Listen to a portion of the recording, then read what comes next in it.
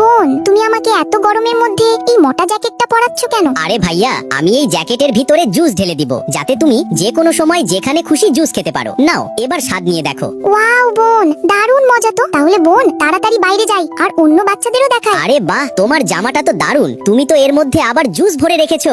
আরে তোরা তো আমার জুসের জ্যাকেটটা ভেঙে দিলি। ভাইয়া তো নিজে নিজেই খেলতে যেতে পারছে, কিন্তু আমাকে খেলতে যেতে দিচ্ছ না কেন? চিঙ্কি শোনো, পানির পাশে খেলতে যাওয়ার আগে এই লাইফ জ্যাকেটটা পরা জরুরি। আচ্ছা, তাহলে আমি আমার হাঁসওয়ালা স্যুট পরে খেলতে যাই। আরে এত বড় ঢেউ কোথা থেকে আসছে? আমার হাঁসওয়ালা বোটটা ডুবে গেছে। কেউ আছেন? আমাকে বাঁচান। চিঙ্কি চিন্তা করো না, আমি আসতেছি তোমাকে বাঁচাতে। দেখেছো, আমি তো আগেই বলেছিলাম লাইফ জ্যাকেট পরতে ওই স্প্রিং বোর্ড গুলো খুব সহজেই ডুবে যায় আর খুবই বিপজ্জনক। বোন, তাড়াতাড়ি ঘুম থেকে ওঠো। আরে এইভাবে কি কেউ কাউকে ঘুম থেকে ডাকে নাকি? তুমি একদম বাড়াবাড়ি করেছো। আচ্ছা, সাহস থাকলে আমাকে ধরে দেখাও। সরে দাঁড়াও দুষ্টু চিন্টু। দেখো, তুমি তো ঘরটা নোংরা করে ফেলেছো। মা, ভাইয়া আমার গায়ে বরফ ছুঁড়ে মেরেছে, এজন্য ভাইয়াকে শাস্তি দাও। চিন্টু, তুমি তো সব জায়গা নোংরা করেছো, এজন্য সব জায়গা নিজে পরিষ্কার করবে। আমাদেরকে তুমি ধরিও না, তাড়াতাড়ি সরে যাও। তোমরা সবাই তো আমার জামা, আমি যেটা চাই সেটাই ধরবো। আমরা এই বাড়ি ছেড়ে চলে যাচ্ছি, তুমি আমাদের ধরিও না, তাড়াতাড়ি দূরে যাও। আমরা এই বাড়ি ছেড়ে চলে যাচ্ছি। চিঙ্কি, মন খারাপ করো না। তারা তোমাকে অপছন্দ করছে কারণ তোমার গায়ে অনেক ময়লা লেগে আছে। চলো, মায়ের সঙ্গে আমি তোমাকে গোসল করিয়ে দিই। আর এখন সুন্দর করে দাঁত মাজো, তাহলে তারা তোমাকে পছন্দ করবে। ম্যাম, শুভ সকাল। ওই চিঙ্কি, স্কুলে পোষা প্রাণী আনা নিষেধ। তুমি খরগোশ নিয়ে এসেছো কেন? ম্যাম, এটা খরগোশ না, এটা তো আমার স্কুল ব্যাগ। ম্যাম, শুভ সকাল। ওই চিন্টু, তুমি কি তোমার মা বাবার মোবাইল নিয়ে এসেছো? ম্যাম, এটা মোবাইল না, এটা তো একটি নোটবুক। ম্যাম, শুভ সকাল। ওই মন্টু, তোমার ব্যাগের ভেতরে চিপস এলো কিভাবে? ম্যাম, এটা চিপস না, এটা তো আমার পেন্সিল বক্স। বোন, তুমি ফুলগুলো বাথরুমের পানিতে ঢেলে দিচ্ছ কেন? আরে চিন্টু ভাইয়া, আমি এই ফুলগুলো পানিতে দিয়ে মজা করে গোসল করব।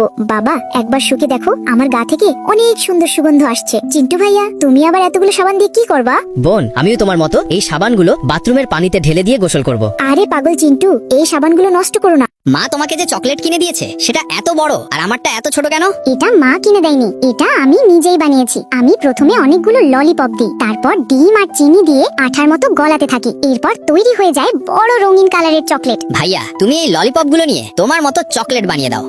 বাবা, এই কাঁচা দুধ খাওয়া খুবই কষ্টকর। আমি এখনই দই খেতে চাই। চিঙ্কি সোনা, স্টেশনে পৌঁছে তোমাকে দই কিনে দেবো। না, আমার এখনই দই চাই। এই যে মেয়ে, যদি তুমি জোরে চেঁচাও তাহলে আমি পুলিশকে ডেকে আনবো। সাহস থাকলে তুমি পুলিশকে ডেকে আনো, আমি কাউকে ভয় পাই না। ঠিক আছে, দাঁড়াও তুমি, আমি পুলিশকে ডেকে আনি। পুলিশ আঙ্কেল, দয়া করে আমাকে ক্ষমা করে দেন। আমাকে কিডন্যাপ করে এখানে আনা হয়েছে। তোমার সাথে তো খুবই খারাপ হয়েছে, তুমি ভয় পেও না, আমি তোমাকে তোমার মা বাবার কাছে পৌঁছে দিব।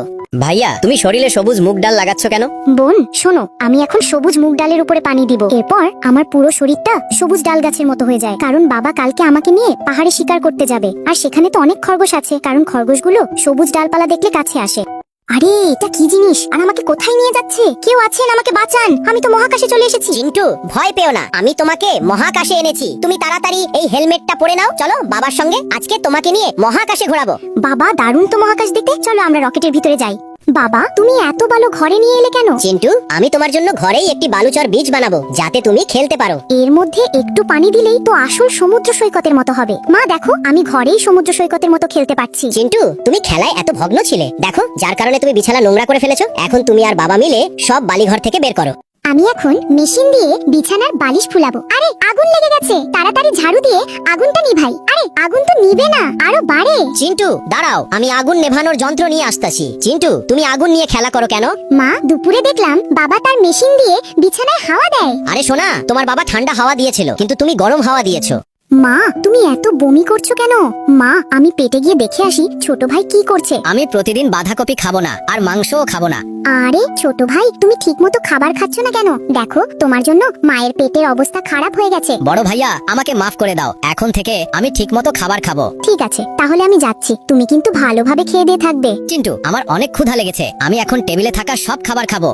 আরে ভাইয়া, তুমি ভাতের মধ্যে কি ঢালছো? বোন, ভাতের ঢাকনাটা খুলো না, একটু পরেই তুমি বুঝবে। আমি মাকে একটা চমক দিতে চাই। আরে ভাত কিভাবে লাল হয়ে গেল? এখন তো আমরা সবাই না খেয়ে থাকবো। মা, তুমি আগে একটু খেয়ে দেখো। আরে বাহ, খাবারটা তো খুব মজা। মা, আমি তোমার জন্য ভাতে স্ট্রবেরির রস মিশিয়ে দিয়েছিলাম। আরে রোবটটা তো কাজ ভেঙে পালাচ্ছে, তাড়াতাড়ি রোবটটাকে ধরো। এবার রোবটটাকে ধরেছি, আর পালাতে পারবি না।